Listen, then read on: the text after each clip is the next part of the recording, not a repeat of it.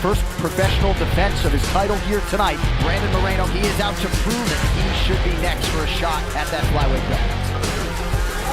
Yeah, Roy Ball might be hurt. This is my title. I need to beat the best in this division, so I'm so ready for that.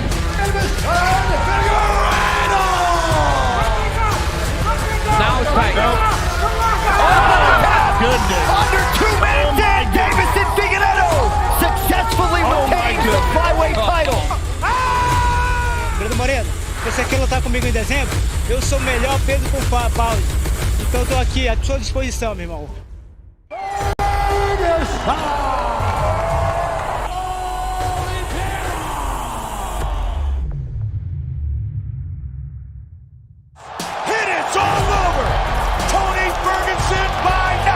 Sensation. Big right from Oliveira. Charles Oliveira doesn't wrap him up. He knocks him out. Tony Ferguson is a bad man. Oh, brutal shot there from Ferguson. Charles Oliveira, the most submission wins in UFC history. Pink right there on the jaw. Oh, boom. This guy continues to get it done. Beautiful.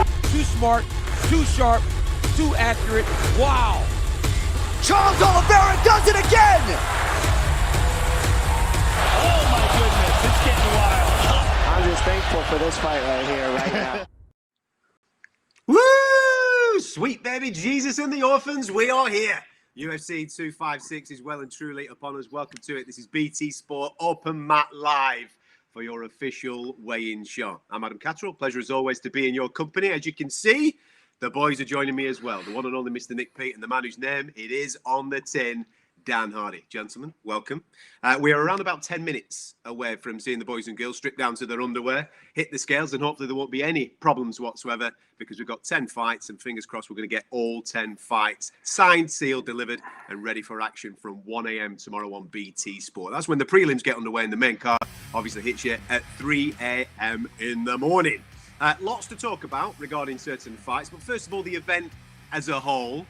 Dan, the main event, a 21-day turnaround for Deiveson Figueiredo and Brandon Moreno as well. It was also on the UFC 255 card. Sensational from them, and this is an unprecedented time. Opportunity favours the brave, and that's what we're getting tomorrow night. That's it. Stay ready, stay on weight, and be good to go. And it's even more impressive when it's a champion. You know, preparing for another highlight, fixture in his division. And they had 2 first-round finishers. They're both coming off fresh, confident. I like the momentum behind it. They don't have to do a full training camp where you've got to think in the current situation. Training camps mean injuries as well as coronavirus. So it's worth him staying ready to go and getting the quick turnaround. A bit of extra money in the bank. Exactly, mate. Father Christmas doesn't pay for himself. You know what I mean? He comes with a hefty bill. Nick, talk to me about the UFC just in general this year, because I lost count of how many fights we were losing on this particular card, UFC 256. We had main events, we had title fights, they were falling left, right and centre. But for them to still dish up a card like this, given all that narrative, is truly sensational.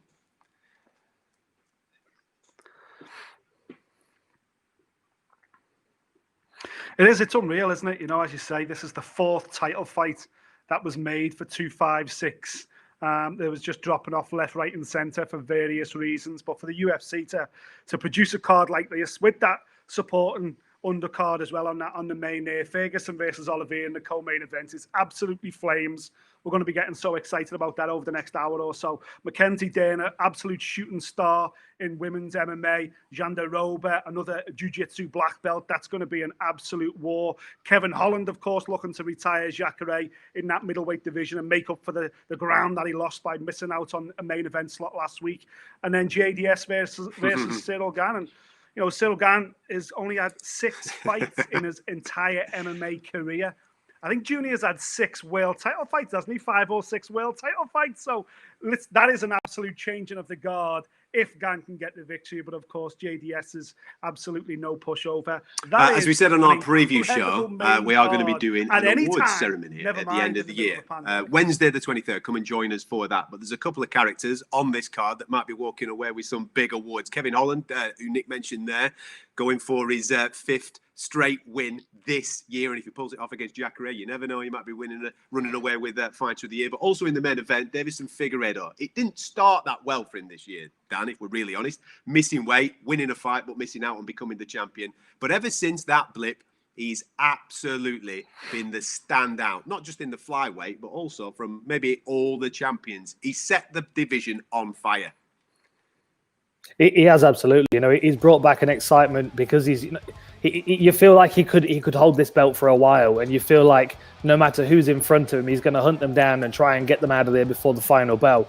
And that's, you know, you can see that he's got that potential in every range of the fight. He's got heavy hands. You know, he's vicious. He's got good head movement to get out of the way and counter with heavy strikes.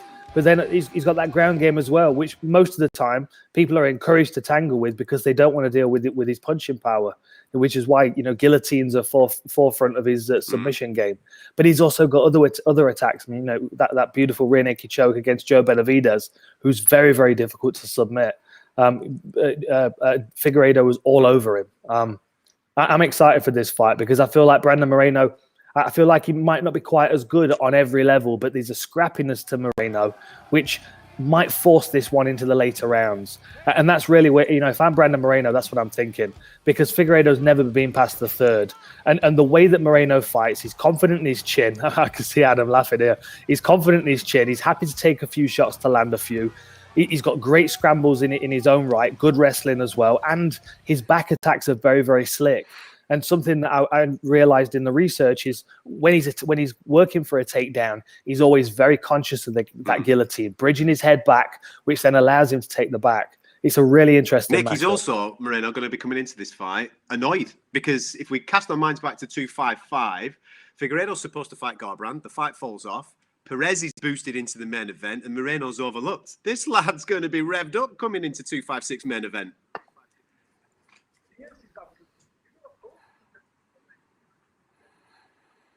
He's absolutely fuming, of course, because, you know, the guy he was supposed to face, who was ranked below him as well, got that opportunity before he did. So he had to get in there with Brandon Royval, the hottest guy in the division that everybody, you know, was supposedly trying to avoid. And he got in there and made an absolute statement by getting a finish in the first round. So there is not a better flyweight on the planet to take this opportunity. And as those stats showed us there, he's younger, he's taller, he's longer, he's got more experience than the champion as well. Moreno now, he'd have been fuming a few weeks ago, but I think now, as he's about to get on the scales, he'll be thinking those extra few weeks have done him a favour. The co-main event's an absolute cracker as well. It's been getting a lot of coverage this week, especially on our social media. Loads of fans getting dead excited about it. One of the best descriptions that I saw about this, Dan, was it's going to be like sticking two blokes in a blender. It's guaranteed carnage. It's going to be unbelievable, isn't it? It is, yeah. I've seen a few people refer to it as like choosing the same character against one another in a video game. There's a lot of similarities to their game, but you know, it's an interesting matchup, and you could also say it's kind of the people's main event because people are so invested in these two. Obviously, Tony Ferguson and the saga that has been his career, the ups and downs, the struggle to get to the title, to get to an opportunity to fight Khabib.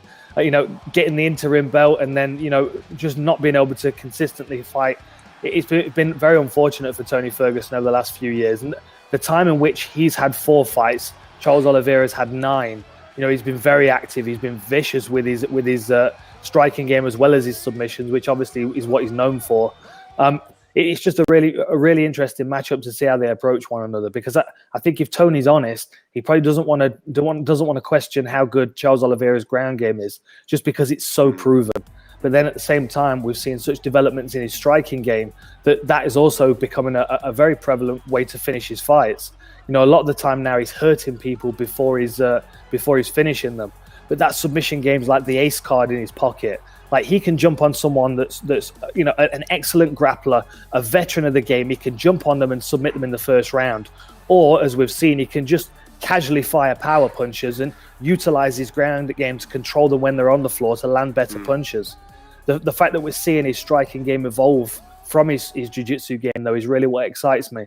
Because I feel like the structure that he adds to his jiu-jitsu, he also brings to the striking as well. And, he's kind of the antithesis of Tony Ferguson, who's quite chaotic on the other end. Nick, yeah, listen, Dan said it all there, hasn't he? But the exciting factor for me going into this fight is normally you would get a striker against a guy that's wicked at grappling, and therefore you'd think if that hits the deck, this guy's got the favour, or if this stays on the feet, this guy's got the favour.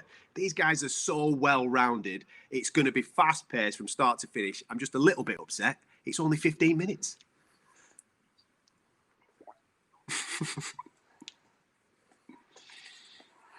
Me too. Imagine getting 25 minutes. It would have been absolutely unreal. And, as someone that's really pushing this UFC 155 lightweight tournament, unofficial tournaments, I would love to have seen it as a 5-rounder just to really kick things off. But just as Dan pointed out then, just look at the last 9 fights for both these guys.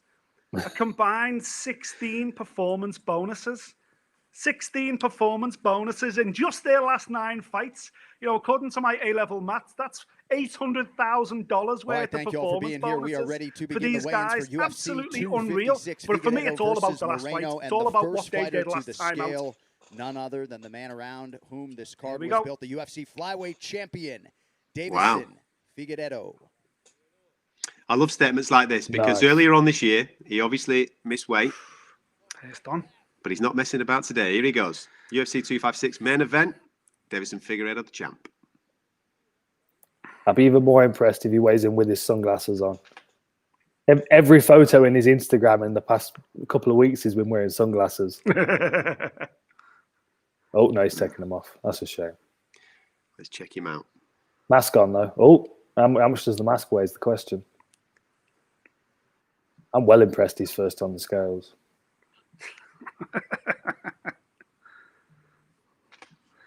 Yeah.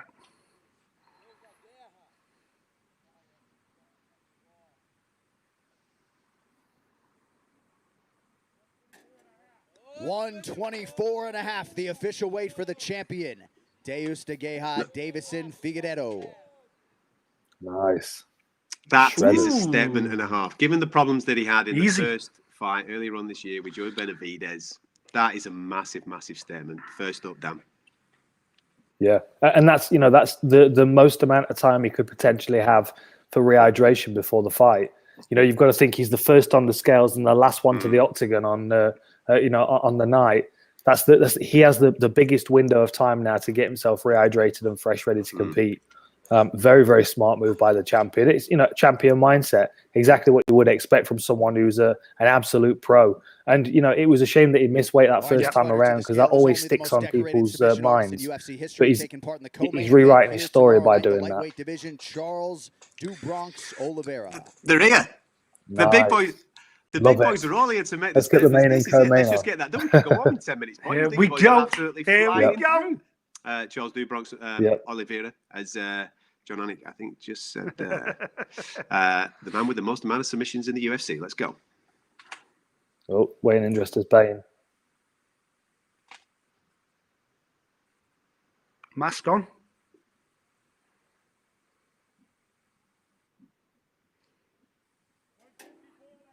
$154.5, the official weight for the 7th-ranked Charles Oliveira.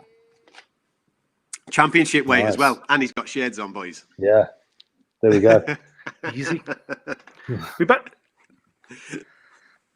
And a mask, and a big Bane mask as well. Someone better check backstage that actually is Charles Oliveira, just in case. Next fighter to as I was saying earlier, though, for me it's about their last fight. Ferguson against Gaethje, as he got old overnight. Oliveira, career best performance against Kevin Lee. Some excellent pronunciation there. I wrestled with that in our pre-fight show. Gina Gengiroba is what we're going with. I like it. Yeah, but Anik throws a D in there as well, which I'm not exactly sure where it comes from. He says Gengiroba, and that doesn't sound right to me. I will speak to him about it when I see him. We often disagree on pronunciations as well.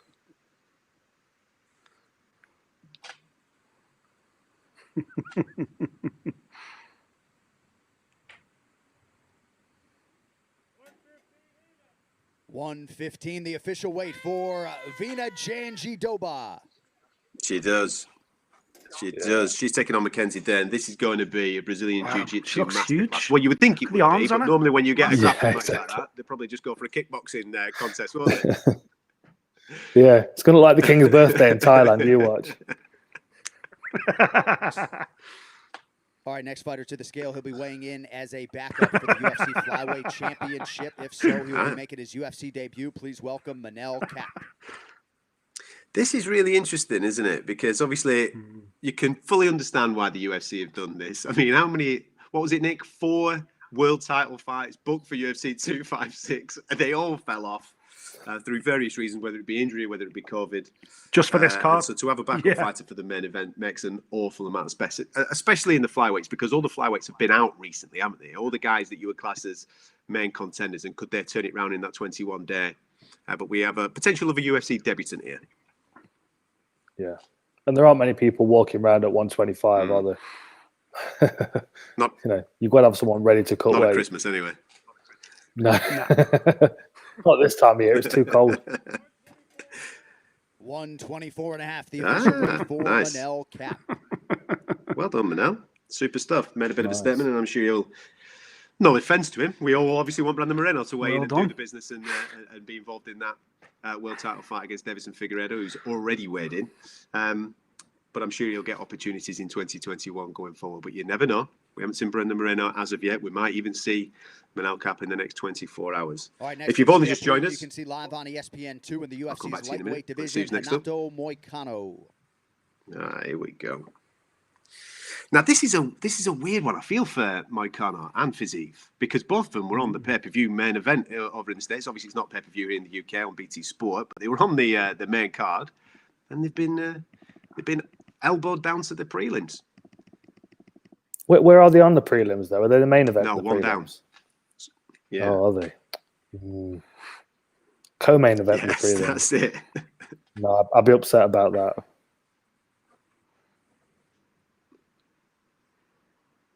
I'd be calling out the winner, Mackenzie Dern Jandiroba. 155, the official weight for Renato Moicano. Yeah. Yeah. Never in doubt. So it's a strange one, Moicano. He's moved up to 155 from 145 after losing to Ortega, Aldo, and the Korean Zombie. I've just thought to myself, Darren Stewart's going to have to get a new gimmick, isn't he? Because everybody's wearing a mask now.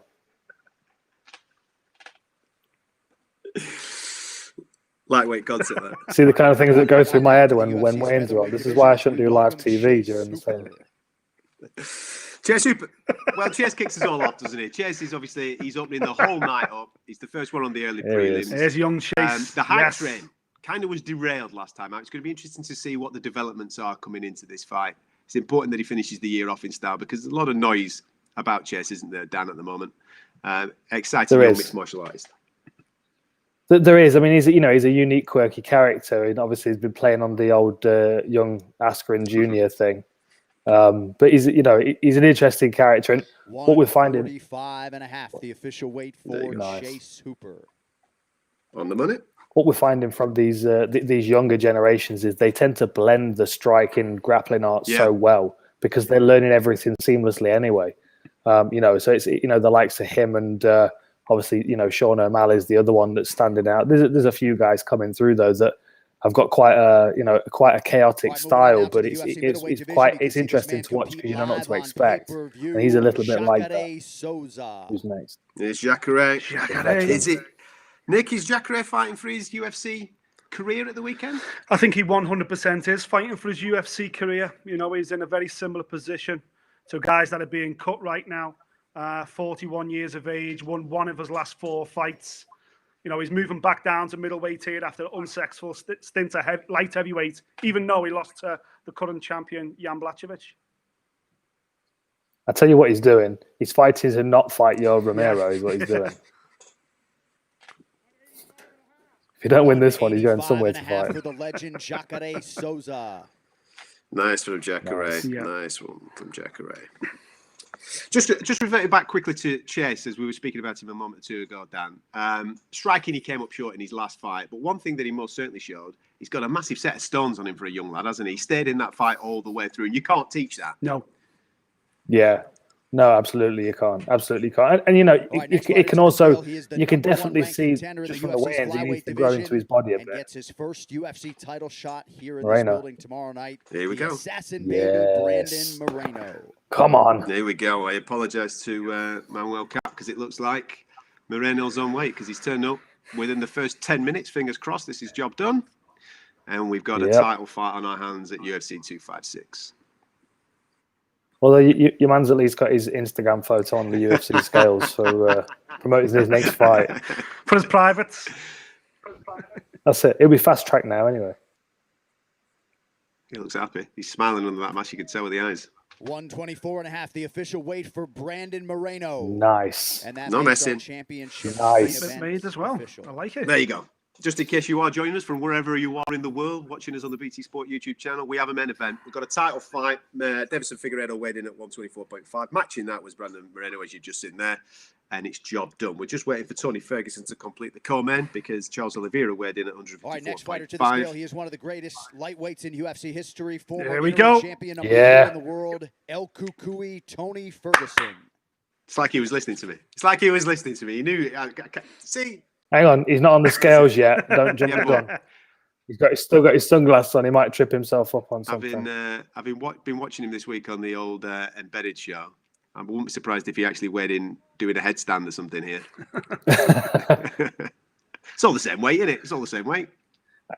I tell you what though, the media day interviews, he seems genuinely like angry and frustrated. Yeah. Just at the UFC, at mixed martial arts, at the fans in some ways as well. I mean, he's really coming into this with something to prove. I do like a fighter, by the way, that folds his clothes when he's getting ready to weigh in. Sheds off. Here we go. Hang on, he's put the shades on the scales. Got a Catterall haircut as well. Looking good. He's looking good. 155 championship win Bingo. for Tony Ferguson. Bang on the way. Do you know why he's frustrated though, Dan? It's because since winning Tough 13, he's been on a 14-2 run in the UFC. He's lost just twice. And prior to the Gaethje performance, he was on a 12-fight unbeaten run. That's why I think he's frustrated. It was like, come on now, am I ever going to get a shot? Mental. I get it. But how many times has he been lined up for a title shot? That's the thing. It's not like the opportunities, like the interview, the media day interviews. He was coming across like he's being persecuted. He forgot his glasses. Good lad. Sorry, Dan. Like he was talking like he was being persecuted in some way for not getting a title shot, and he's had plenty of opportunities. He's just had a lot of bad luck. You know, like I said, like in the time that Tony Ferguson's had 4 fights, Oliver has had 9. Yeah, he has. Like work rate alone is the issue here. People want to see him fight. Like the numbers on all the videos about Tony Ferguson online show that. Tisha Torres about to hit the scales. It's good that she's fighting this weekend. Their original opponent, and Angela Hill, fell off. Let's see what she weighs in at. Yeah, I don't know much about her opponent. Sam Hughes, 5-1. The official weight for the tiny tornado, Tisha Torres. If you're going to have a bet, put your mortgage payment on Tisha Torres this weekend because Sam Hughes is probably the most underqualified fighter I've ever seen in the UFC. That's the biggest endorsement I can give her, Dan. Have you watched any of her fights? The last fight. She's 5-1. She's really a novice pro, but she's only 5-1. But her first 3 fights were all against girls making their pro debut. So Tisha Torres is the first girl she's fought who's actually fought more than 4 times themselves. All right, moving on now to Listen, Scouse, calm yourself down. 1 week's notice. She's put her hand up and she's giving us a fight. All right. It ain't going to last long. That's all I'm saying. Yeah, but why didn't they offer it Nick is the question. Surely he's higher in the rankings.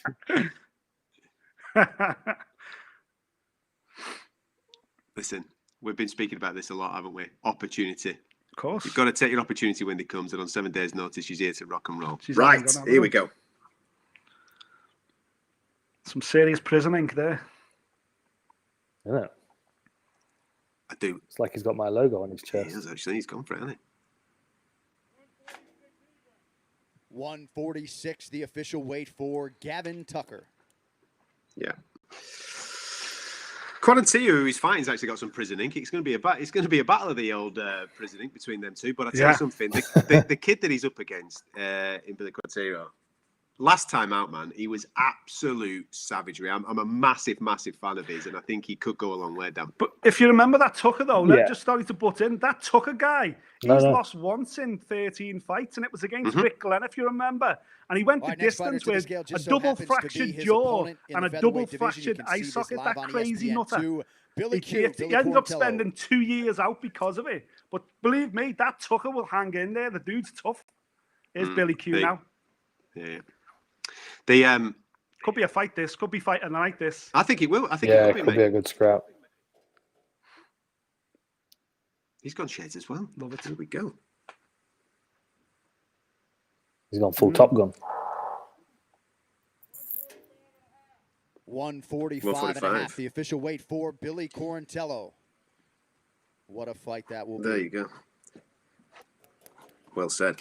There must be a good buffet on today or something, because everybody's absolutely flying through through weigh-in day, aren't they? They're not messing about. They must have put a decent spread on for them. We're still waiting for we could be done record time. Yeah, still waiting for Daniel Pineda, still waiting for Fiziev, Sam Hughes and Peter Barrett to come through. Big Cyril, don't think he's going to be a problem whatsoever. And then you've got Kevin Holland and Mackenzie Dern. There might be a problem, Nick. Yes. Mackenzie Dern's got a bit of history with weight and missing weight. 30% rate of missing weight as Mackenzie Dern. But she hasn't made weight for the last couple of fights, so hopefully Jason Perillo's sorted that out now. And she knows being moved up to the main card as well. It's a real big opportunity for her to get another massive win. And, let's face it, she's a real bit of a poster girl of the UFC. And if they can move her quickly, I think she'll get a title shot pretty quickly as well. For those that are just tuning in to our live stream of the weigh-ins for UFC 256, don't forget the prelim card gets underway on BT Sports at 1 a.m. Saturday night, and then it's 3 a.m. for the main card. And you've got some good news, because already Deiveson Figueiredo and Brandon Moreno have weighed in. They've hit weight, and we've got a championship fight. We have got the flyweight title on the line 21 days after it was last on the line. Sensational from both those guys. Tony Ferguson and Charles Oliveira have also weighed in, and we've got a co-main event. Both guys hitting championship weight in there, making big statements. Like I said, waiting for Mackenzie Dern, Kevin Holland, JDS and Cyril Gann on the main card. And we're also waiting for Cub Swanson, Daniel Pineda, Rafael Fiziev, Sam Hughes and Peter Barrett to commence proceedings. 10 fights we've got at UFC 256. I'm sure you fully understand that there's been fights booked, fights fallen off, whether it be through injury, whether it be through COVID. We are living through crazy times, but I can guarantee some absolute fireworks when this does get underway on BT Sport in the early hours of Sunday morning. We've got our award ceremony coming up, boys, at the end of the year, and this might be quite a nice time to just bring up a couple of guys that are featured on this particular card. We'll start with the champ, Deiveson Figueiredo. We mentioned at the top of the show, it didn't necessarily start well for him, missing weight, but he got the job done. And then since then, he's hit the ground running. If he gets a result at the weekend, especially with the turnaround, Dan, that we've just seen after 21 days, and he does it in devastated Deiveson Figueiredo fashion, do you think he's going to be walking away with one of our trophies as Fighter of the Year? I certainly think so. I mean, in such a short time, he's put his stamp on the division, and he would have stopped 3 people in the process, very impressively. 4 if you count the first Benavidez fight, in that campaign. He's a fiery, very marketable individual. I'd like to hear more from him. It's just a shame he doesn't speak a bit more English, or rather maybe I should learn Portuguese. But he's got quite an interesting personality as well. I bet he's quite a fiery character. Very marketable. I mean, obviously there's a huge market down in Brazil as well, which is really good for the UFC. So I think there's lots of benefits to him being being the top of the tree. Kevin Holland, it looks like. There you go. Nice. But again, this will lead us in nicely to speak about Kevin competing for one of our trophies. We'll get to that in a minute, Nick. But look at him fresh. Look at this. Comes out ready. Stripped off sprinting.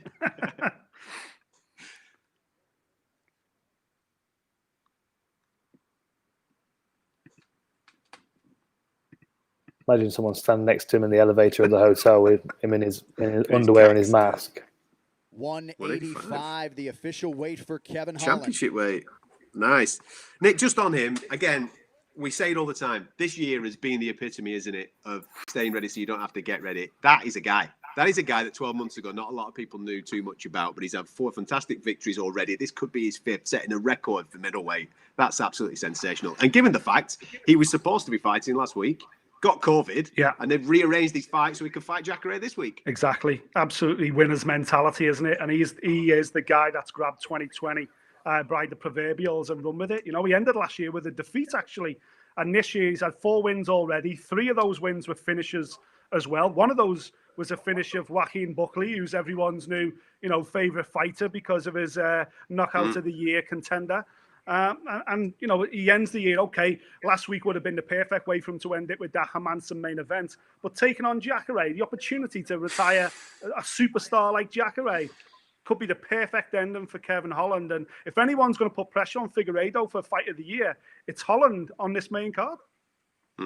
Can't wait for that fight. And again, Dan, the mentality of fighters during this pandemic has really put a smile on my face, I suppose. I kind of already knew it, that a lot of them who talk that talk of anybody, anytime, any place, anywhere, but they've really stepped up this particular year, and Kevin Holland has absolutely been the poster boy for it.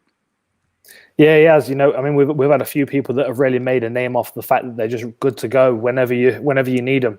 And I think there's a lot of things that we can learn from this. I think first of all is like the culture of the sport has changed because of the pandemic. I think fighters have learned to adapt. I think they've realized that I just need to be the best mixed martial artist that I can be in decent condition all year round. Where I can kind of look to peak within a couple of weeks of a fight and be ready to kind of take on whoever's put in front of me. That's one of the best things about the UFC having, all the major players in the sport is that they can mix and match and make these matchups. And, the thing is, the reality is you can take the top 15 or 20 guys in any division. You can put all their names in a bag and shake it up and pull 2 out and you've got an interesting fight. It's just the nature of the sport. So what we need is 15 or 20 fighters in each bag of each division that will say yes when you pull them out and match them up with anybody else. And that goes from the bottom of the division wanting to fight all the way up to the champion, as well as the champions and number 1 contenders being willing to open the door to guys outside the top 15. But that's, it's kind of what this year has been about. It's forced the hand a lot of times. And, as we've seen with Figueiredo, he's not turned it down. He's faced Alex Perez on short notice, and now he's turned it around. He's facing Moreno on short notice. Like he's solidified himself as a champion in short time, just purely because he's been ready to go and he said yes. And all the standouts of this year are guys that have done that: Kevin Holland, Hamzat Chimaev, Kenny Casey, Casey Kenny. There's a lot of people that you could point at and think these guys they've made it their year because they've been ready to go. Lads, we really need to have production meetings before we start doing these shows because we're giving too many ideas away to people. Nick's already given away the lightweight tournament idea, which we didn't make any money out of.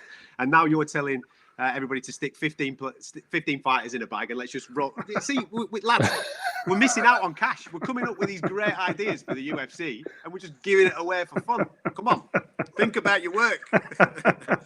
But Nick, in all seriousness, the lightweight tournament, the unofficial lightweight tournament, which we spoke about when we spoke about it for a good couple of weeks now on all our preview shows as we've been building up to fights, it does actually start this weekend with what we've got in the co-main event, because in January we know we're getting Conor and Dustin. There's hot talk that we're going to get Gaethje and Chandler at some point, and then you've got maybe an RDA, maybe a Makachev, and a couple of other guys that are just loitering around. Whilst we don't know what's really going on with Khabib, 155 is such an exciting division.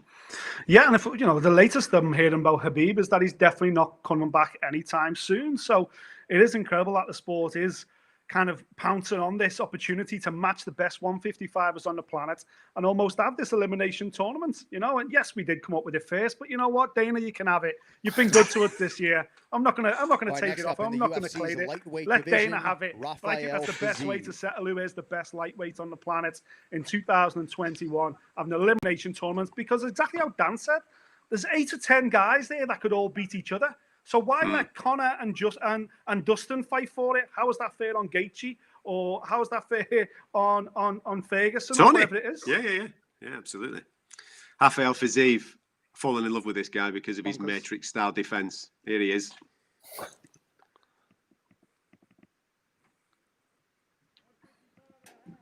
155.5, the official weight for Rafael Nice. Fiziev. He's taking on Renato Moicano, and listen. These guys were supposed to be on the main card. They were on there. They've been elbowed out for the Mackenzie Dern fight. They'll be absolutely spitting. They'll be wanting to put on a bit of a show, the pair of them, won't they? You know what I mean? And I think we mentioned it a little bit earlier on in the show. There's a real potential here, Dan, that could actually get themselves a fight bonus. Yeah, for sure. You know, we're only just learning about Moicano at 155, and that's what's most exciting about it. And in that debut fight, he looked spectacular against the guy that's highly rated and very tough to deal with in this division. You know, Damir Hadjovic is no joke. So, you know, he came up to this division. I think a part of the reason why he struggled at featherweight at times was because he's just too big for that weight class. I mean, I think the guy's 5'10", 5'11". You know, he is suited physiologically to this weight class. I think we're going to see him shine the more he grows into it.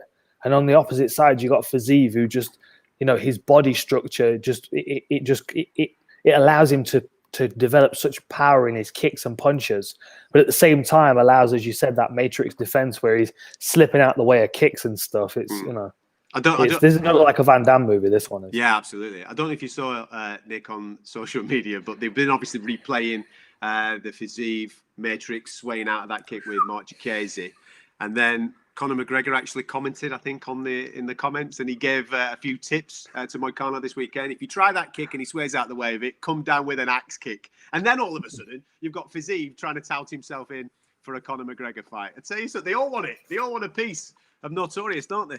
Of course, everybody wants that Conor money, and if Conor's going to come at you on social media, then he's leaving the door open, isn't he, for a comeback? So the thing with Fiziev, he looks like he's got all the ability in the world. It's just about moving him forward now. But I love this fight. I think Moicano Fiziev, literally flip a coin. You know, as I say, I thought Moicano was a strong featherweight anyway. He just lost to the top guys in the division, and maybe it was because he was leaving a little bit on the scales. But he looked good last time out. I think that, you know, his 44 seconds, I think it was, his lightweight debut back in March.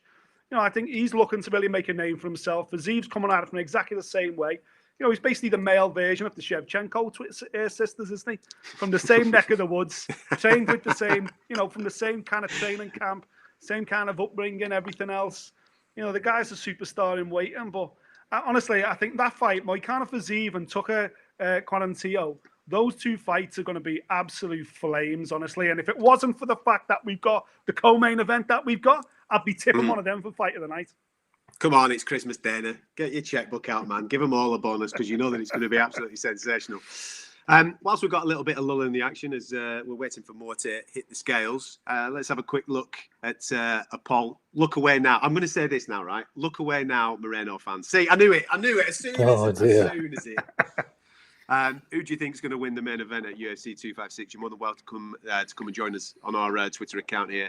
Deiveson Figueiredo with 88% of the vote. No surprise whatsoever. Brendan Moreno getting 12%. That just goes to prove how exciting Figueiredo is and how much life he's breathed back into this flyweight division. Because a year ago, Dan, we were all sat here and Dana was even giving press conferences. He was answering our questions and he was saying, "Yeah, I'm not really fussed really about flyweights. I don't really know where this is going, whatever." And there was loads of talk that flyweight division was going to get elbowed out of the UFC. This guy's come along and set it back on fire. Yeah, he has, absolutely. And that 88% really represents his finishing ability is what that represents. Because, you know, whenever someone's kind of, you know, they fight over the distance and there's like sort of a 25-minute opportunity to beat them, like people kind of start to sway a little bit on whether they could lose the fight. But the fact that he's so decisive, you know, he's a first-round finisher. He goes out there, he deals with what's in front of him in the most violent way possible. Like, he just, like, everybody watches him, and they're so reassured in his fighting style that he's going to be successful. And unfortunately, you know, people feel like Moreno's maybe biting off more than he can chew going into this. But, you know, for every Mighty Mouse, there's always a Joe Benavidez. There's always someone in the division that can be a problem. And Benavidez is not that for Figueiredo, but Brandon Moreno might be. You know, stylistically, the way that he scrambles, the way that he constantly defends his neck when he's working takedowns, jumping on the back, his durability, his ability to, you know, push into the later rounds. I'm not making an argument for him because I think he's got much more of a chance than 12%. But there is a chance here, and I think people do need to realize it. to be more excited for the fight when it comes. Because like Moreno's proven, as you said, he's taller, he's younger, he's got more experience. And there are two fights that stand out to me. And I know one of them's a loss, but it was Sergio Pettis. He went 5 rounds with Pettis. He lost the decision, but he did great things all the way through that fight. You could have quite easily scored it for him at times. And then he was released from the UFC and he won a different organization's title over 4 rounds, stopped the guy in the 4th. So like he's a proven championship fighter is what I'm saying. And I think that's the unknown commodity in Figueiredo is what he looks like past 3 rounds. If you're just joining us, this is our official UFC 256 weighing show on the BT Sport YouTube channel. So thank you very much for doing that. You've got some good news. We've got a flyweight championship fight. Both guys have weighed in, Figueiredo and Moreno on weight. The belt will be on the line tomorrow night. Ferguson and Oliveira have also weighed in, and the co-main event is done and dusted. We're just waiting for Mackenzie Dern, the 2 heavyweights that are also on that main card in JDS and Cyril Gane. Cub Swanson, Daniel Pineda, we're waiting for Sam Hughes, and we're waiting for Peter Barrett. And you may have just seen there, our producer put a little bit of a ticker across the bottom of the screen. He's getting all fancy. He's Max now with his graphics and what have you on our screen, asking for questions for you to come and interact with our show. So you're more than welcome to do that as well. Use the hashtag OpenMat, and you can interact via the BT Sport UFC Twitter account. So ping your questions in there and we'll get them up on the screen and we'll have a little bit of a chat of it. Boys, if I can turn our attention towards the heavyweights, because they kick off the main card at UFC 256. We've got JDS, a legend of the game, taking on a guy that we're all tipping for greatness, but he's only had 6 fights, Nick, as Big Cyril, He's not let us down so far. He's looked absolute mustard. This is a wonderful opportunity for him to announce himself to the UFC wider community tomorrow night. Yeah, and get himself a top 10 ranking in the process as well. And to be fair to Big Cyril too, he's had 4. This is the 4th fight he's had scheduled this year. It's not for a want of trying.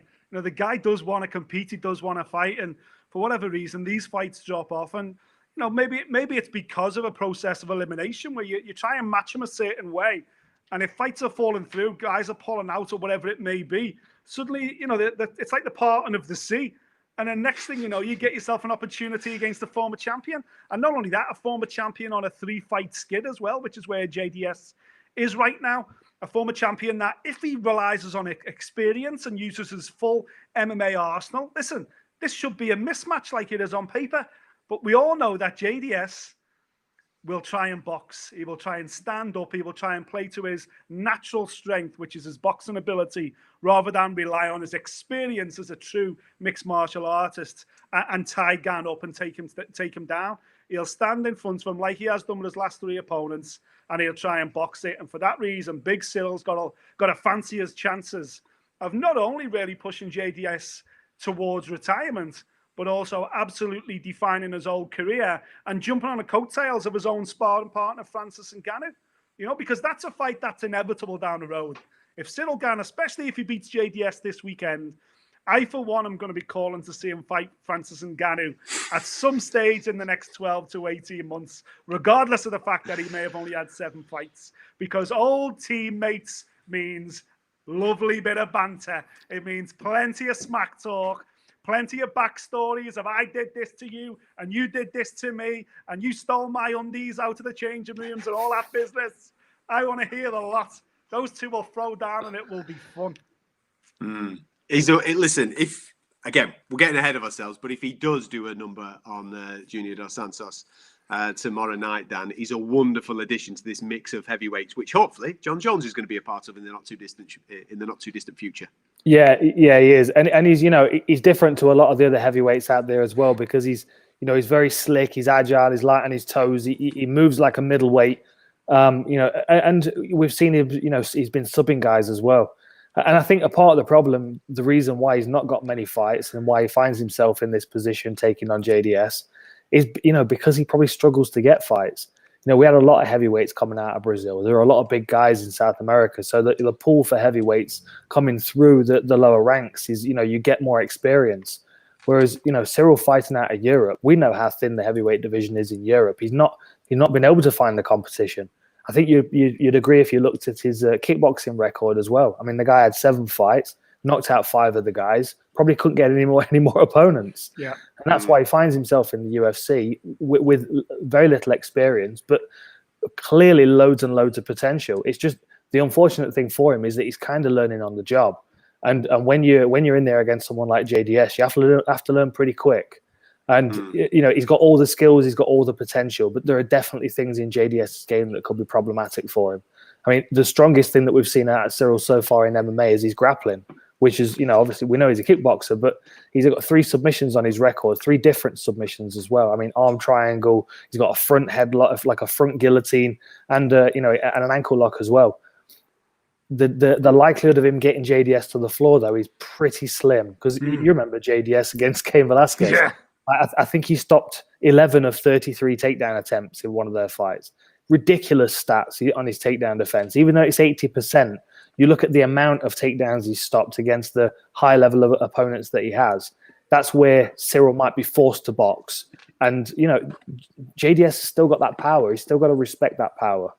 And the fact that Cyril's not got loads of knockouts on his MMA record, you know, might give JDS that confidence that Nick was talking about to do what he loves to do, and that's stand and trade punches.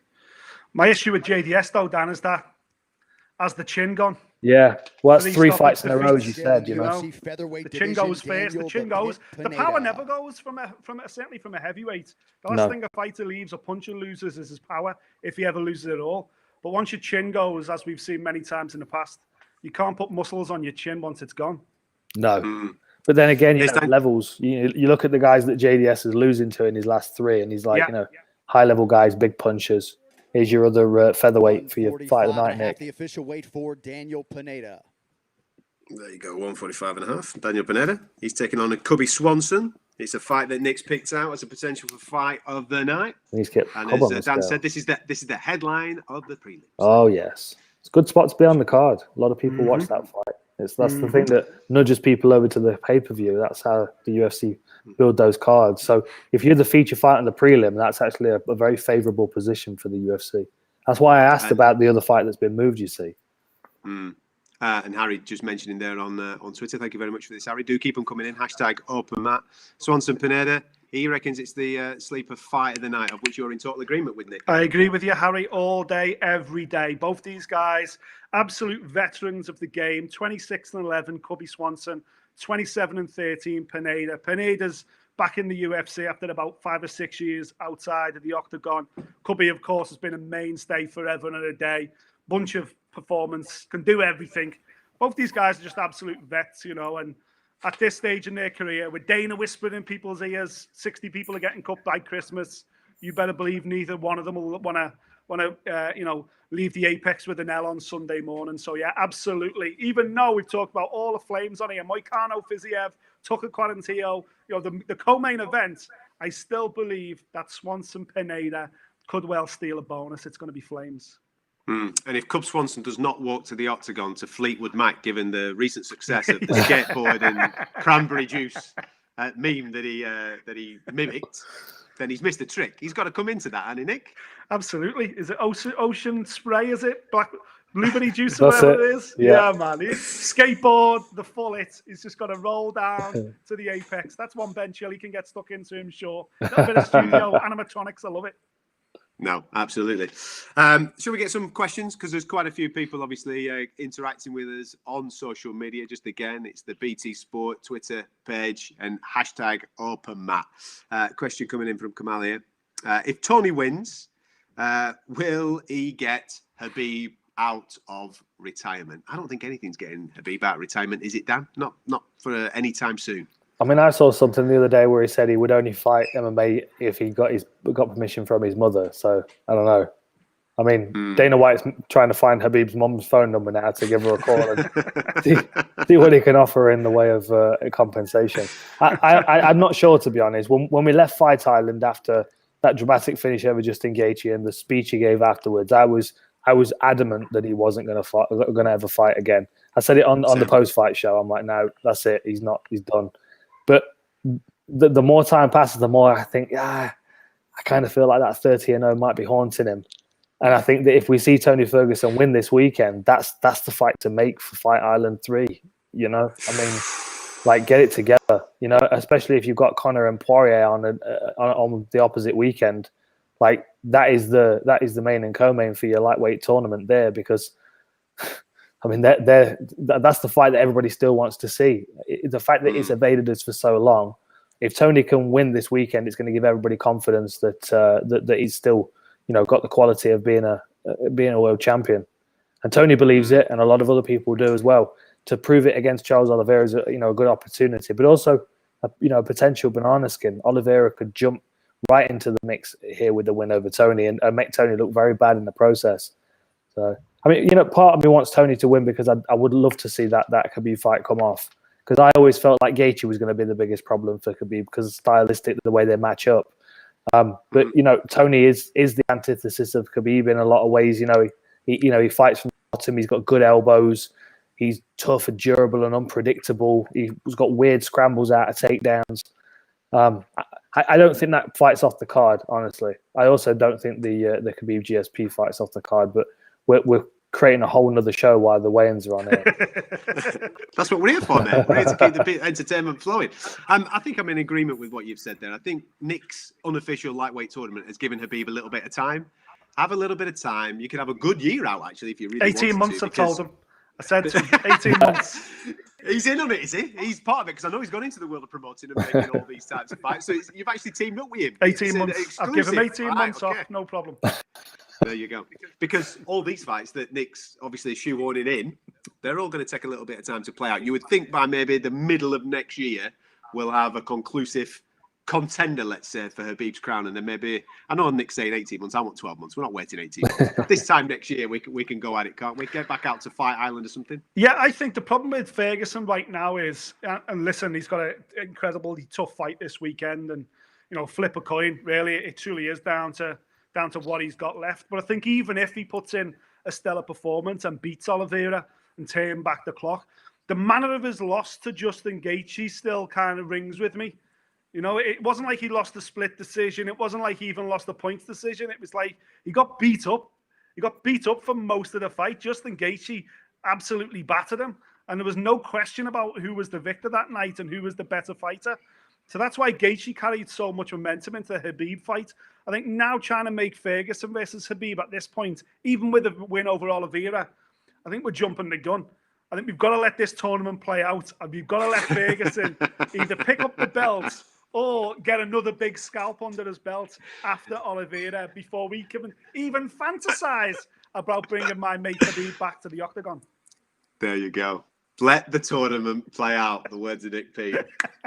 If you are just joining us on our official UFC 256 weigh-in, we've got a main event. It's done. They weighed in. We've got a belt on the line. We've also got a co-main event as well. Let's just quickly have a look at the poll on the co-main event. I think this will hopefully be a little bit closer from people watching this than what we saw a little earlier on. But again, siding massively with Tony Ferguson. Tony Ferguson, 73% with fans watching this feed right now to Charles Oliveira's 27%. Bit of surprise in Dan's voice there. I know you've been championing Charles Oliveira, but his run of late and what he does in that octagon, I think he's extremely underestimated. This is like for like. I think it's a very 50-50 fight. It's an unbelievable matchup, these two guys. They're very good standing up. They're both very good on the deck.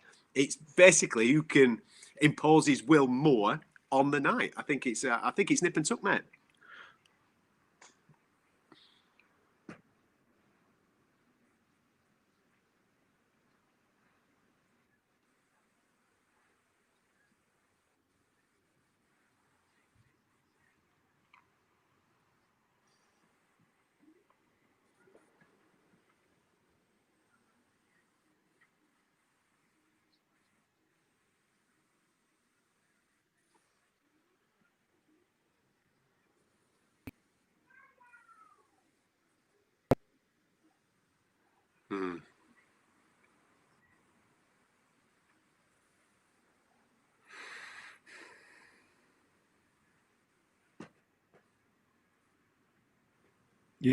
Yeah, I think that's exactly what it is, and that's not to pour cold water on people's polls. Obviously, people have got entitled to their own opinions, but I think it's definitely a lot closer than that, man. Because we just don't know what Tony Ferguson's got left, and then we come back to the big debate for me, which is 15 minutes or 25 minutes? You know, does the 15 minutes benefit Ferguson or does it benefit Oliveira? Bear in mind that Oliveira's not necessarily used to 25-minute fights.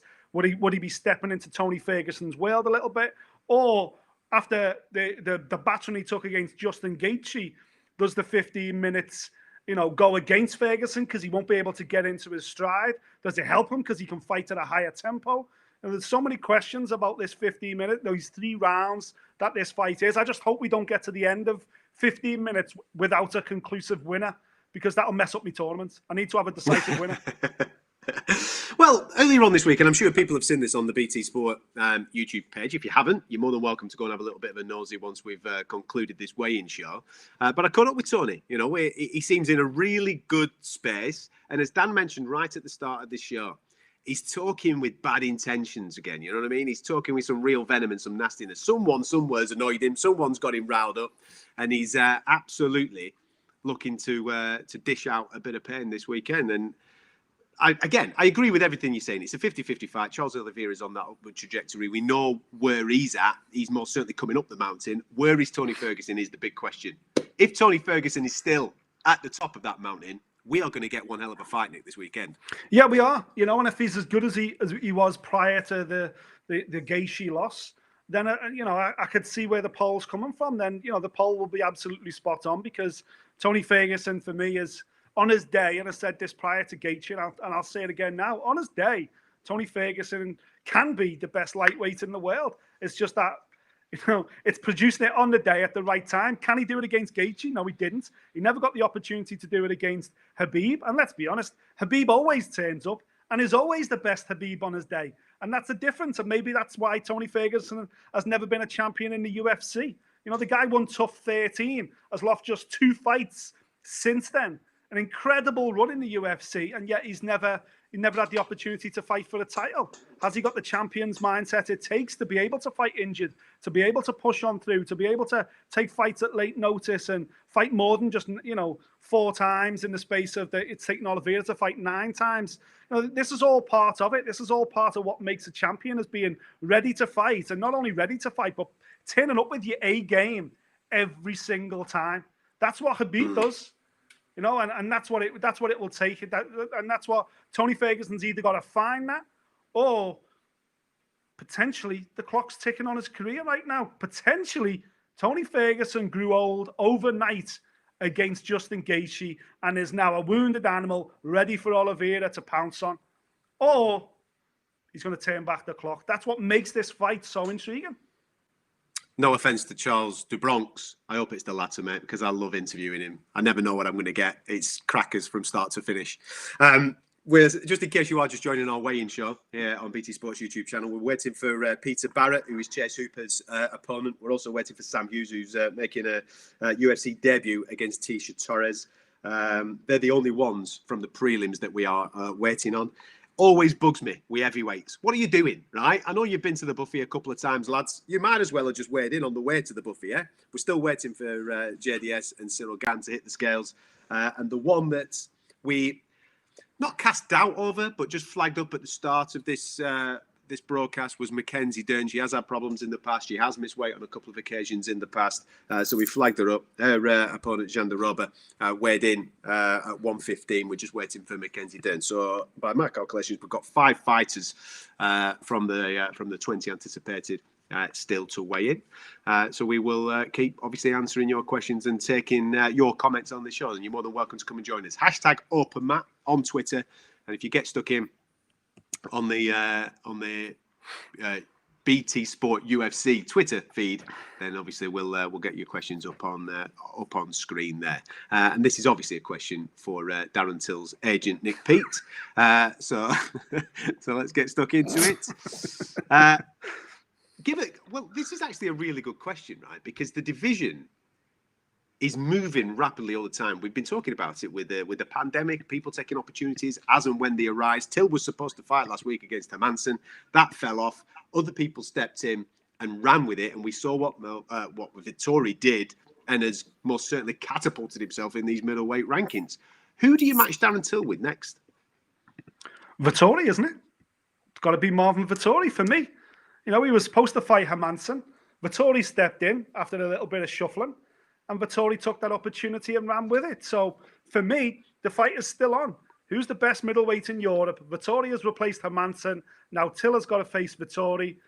There's no if, no buts, and maybes. Now, speaking as Darren Till's agent, I would say, listen, if Adesanya's going to light heavy, he's going to vacate that belt.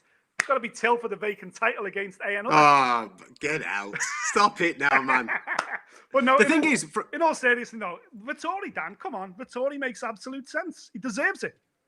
Yeah. It does make sense. And it's an exciting fight as well. It's a marketable fight. There'll be some pushing and shoving and some trash talking. And, you know, it'll be predominantly a stand-up fight because, you know, Till's got a good takedown defense. Marvin Vettori likes to punch up. Two southpaws. It's always interesting to see because neither of them fight southpaws very often because they're like an endangered species these days. You know what I mean? It's like it's good. Now, this is the problem: is all these young kids they can fight out of either stance, Nick. So we're all looking old, southpaw and orthodox these days. No, I think that's a good matchup to make. It's the same as I was saying earlier, though. Middleweight division, stick the top 15 in the bag and shake them up. Like you could even throw Hamzat Chimaev in the mix and Darren Till to take that fight. And that's Darren Till, although his pace has not been as such this year. Like his mentality epitomizes that. You know, like I'll fight anybody, whoever's in front of me. Sam Hughes. There's poor Sam. Here we go. Sam Hughes. Walking to the gallows. That's another fight made. Walking to the gallows. Look, you are brutal today. You're horrible, Nick. You are awful. Taking on Tisha Torres. Tisha Torres was originally supposed to be fighting Angela Hill. That fight fell off. Up pops Sam Hughes. Again, it's one of those. Take the opportunity when it rises. This is a UFC debut. Sam Hughes. And Nick reckons she's just walked to the gallows. So here we go. Let's see what she weighs in at. And if she wins there, she's fighting Darren Till next.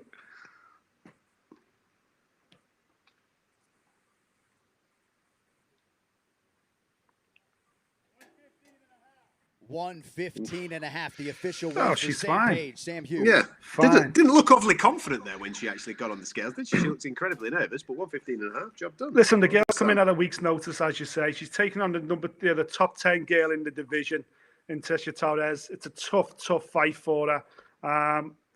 And a record just doesn't stand up at this stage. So it's an experience for Sam Hughes. Let's just put it at that. It's a good experience for her in her development in her career. Well, Nick, don't bet on Sam Hughes, according to Nick Peet. Let me make an argument for her because I think we're being unfair on her here. Because honestly, I've not seen any of her fights or anything, but I can make an argument based on having a look at a record here, and just to balance the scales out because Nick's being so cruel. So Tisha Torres has got all the experience on her side, but she's only ever had one fight that's ended within the distance.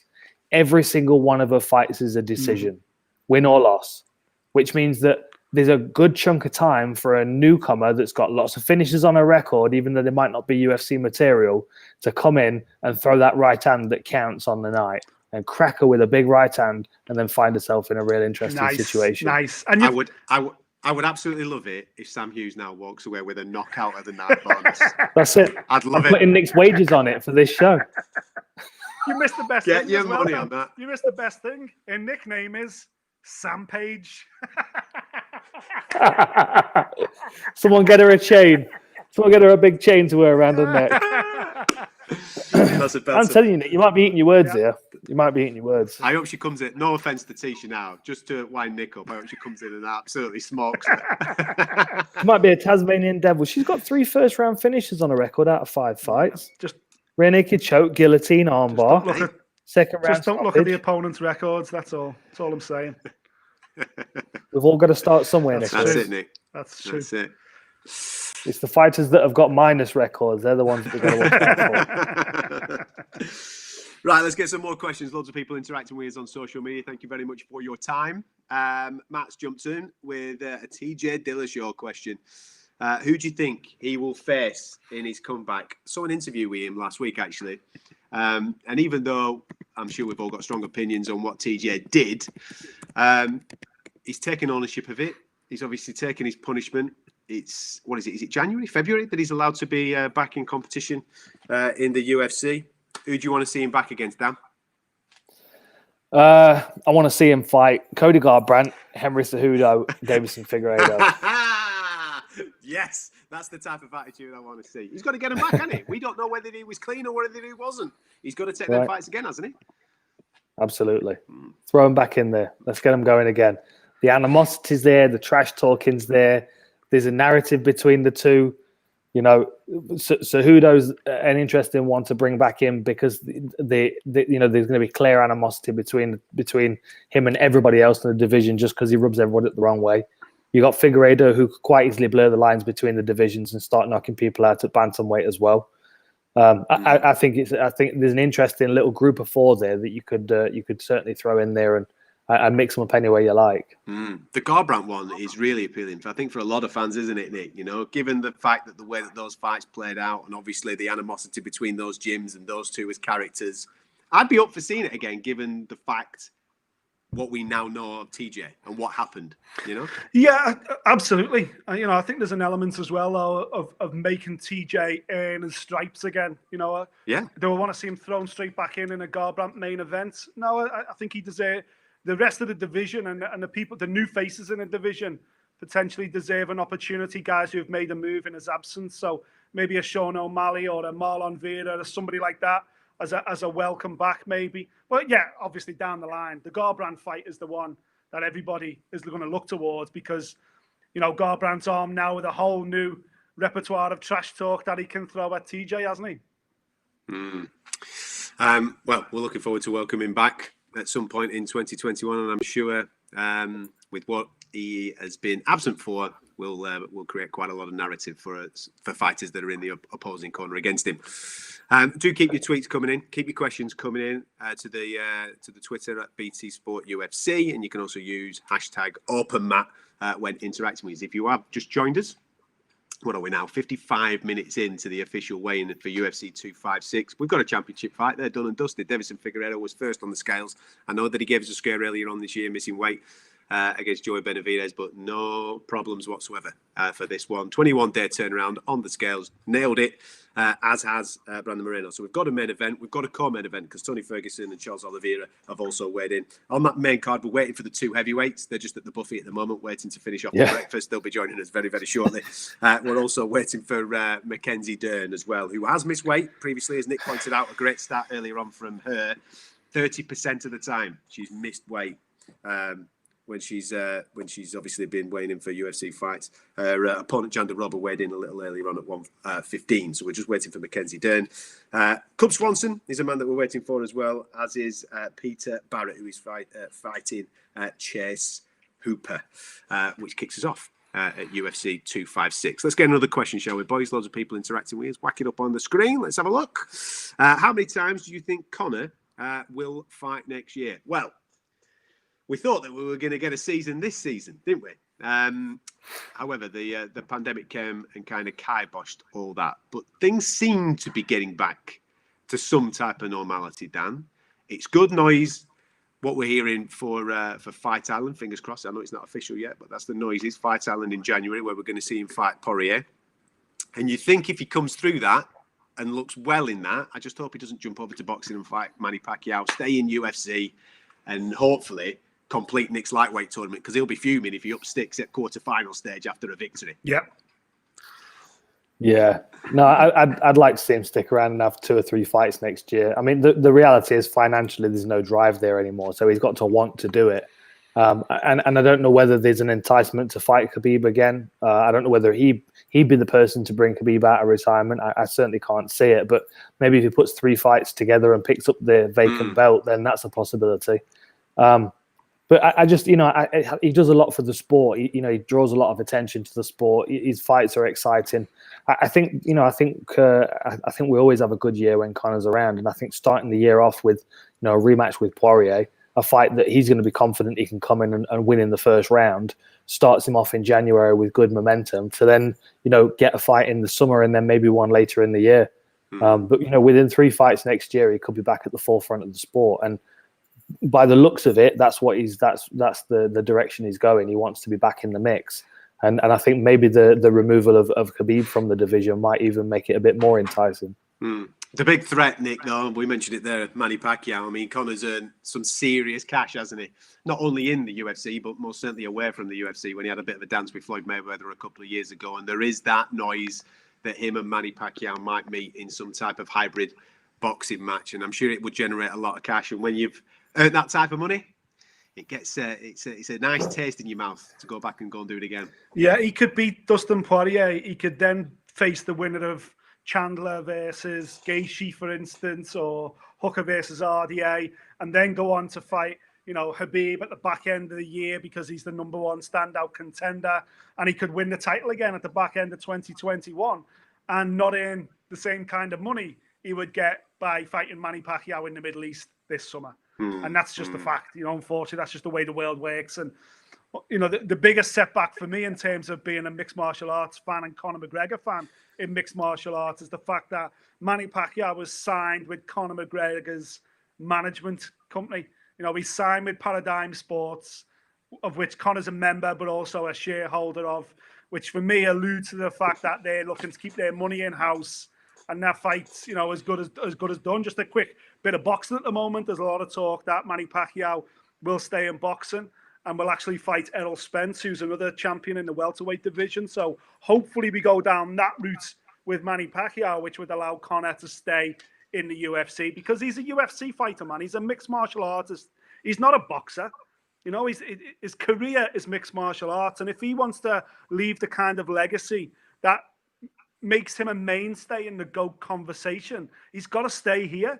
He's got to win the belt back. He's got to do more incredible things. He's been an absolute pioneer, Conor, in terms of what he's done, being a multiple belt champion by lifting the ceiling in what a mixed martial artist can earn. Nobody's earned anywhere close to what Conor has earned inside the octagon, never mind outside of it.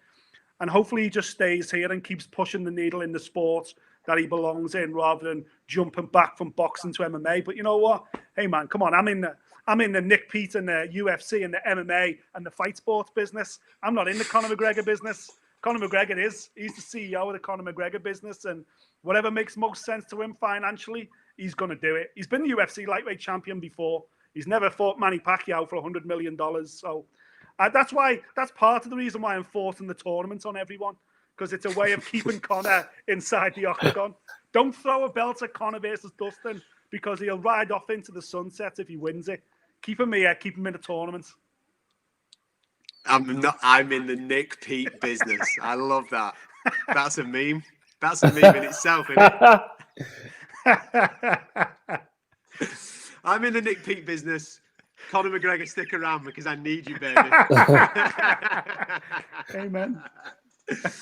Listen, we've got a little bit on social media that's going back and forth here with fantasy fights that we might get to see in 2021. Listen, we're all on board with the 155 unofficial tournament. Fingers crossed all those fights come off, nothing happens, and it plays out as we all want it to play out. But there's some fantasy fights that we could all get stuck into. And one of which, because they're going back and forth on Instagram, I think, at the moment, is between the Zombie and Zabit. Look at that! Who's in? Dan, you're in on that. I know that that's your type of fight, mate. 100%. I mean, what a fight that is. You've got one guy that's bouncing off the walls and one guy that fights face first. I mean, that's a hell of a matchup, especially, given the fact that they can both tangle on the floor as well. They've got excellent submission skills, but, as unorthodox on the floor as they are on the feet, it's a really good matchup. And proof that the featherweight division is another one of those divisions that is very, very deep. There's a lot of good contenders in there, a lot of exciting matchups to make. Like, you could take either one of those guys and mix them into the division, and you're going to get a great fight out of it. What I want to see is this over 5 rounds, though, because we know Zombie's tough. We know he's durable. We know he's going to walk somebody down for 5 rounds because we've just seen it happen.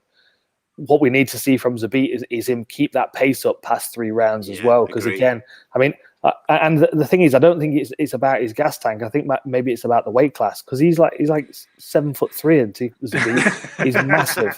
Yeah. So it's like you can't expect him to stay in that weight class for very long. Speaking to Mark Henry, he said, look, when he's at welterweight in the gym, no one can touch him. And that's 2 weight classes above. So you've got to think, what's he losing by going down to featherweight? Like, you look at his frame and you think to yourself, he could quite easily be a comfortable 155er. He'd still have the height and reach on everybody. And I think that's maybe where he's dangerous over 5 rounds.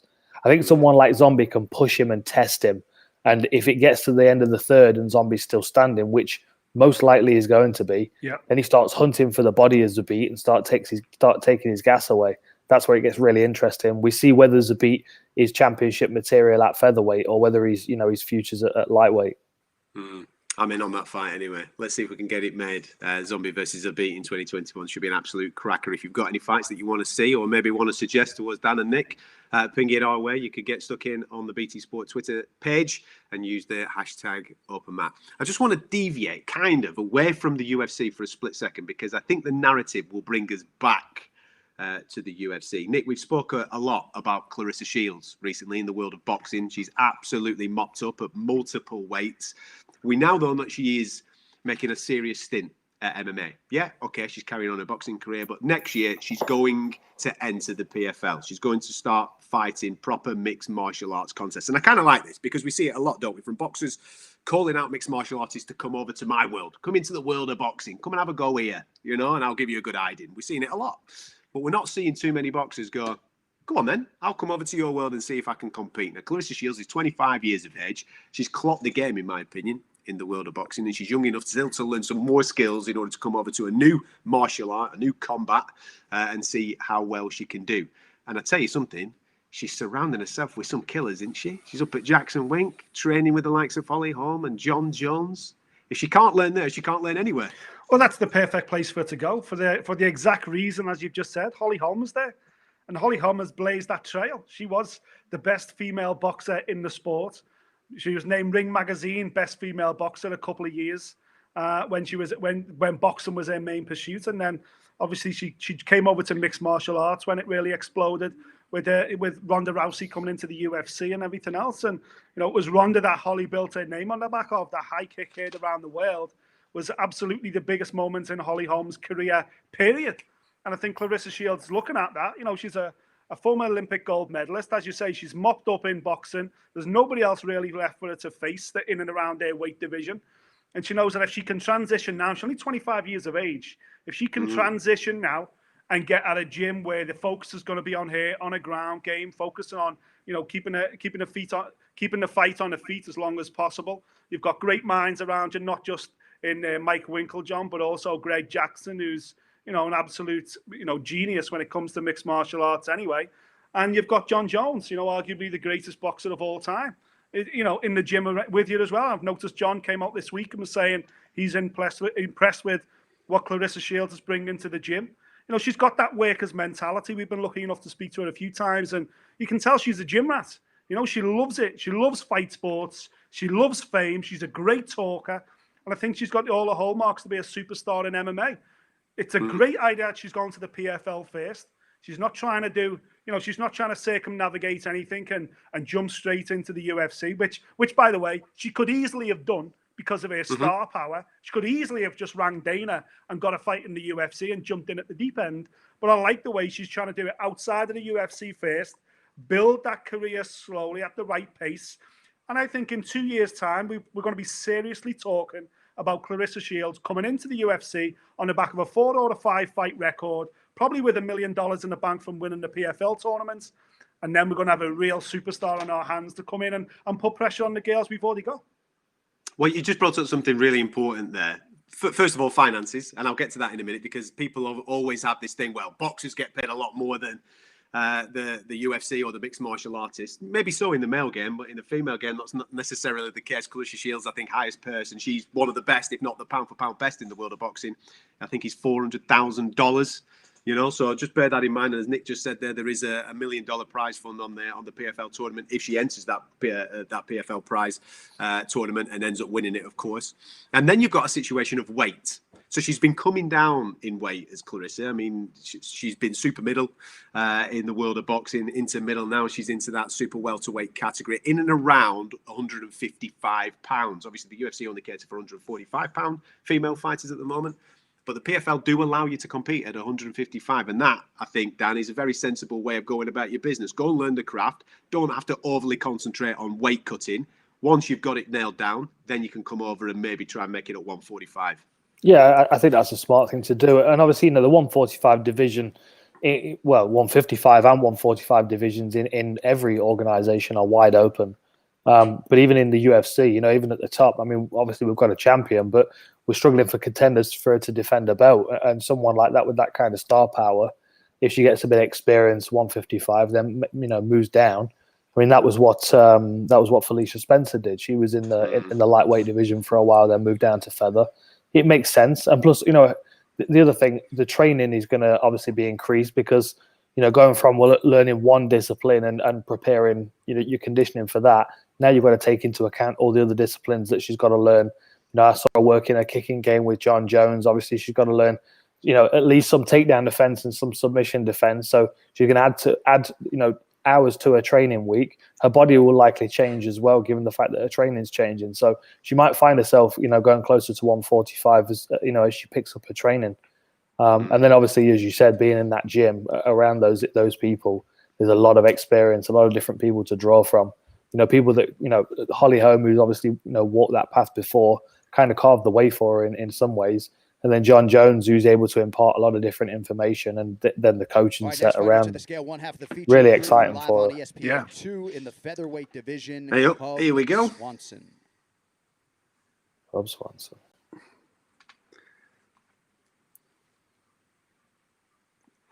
Never miss weight, Cub. I think he's messing us about. Again, you've got to sing the Fleetwood Mac if he's rocking up. Come on.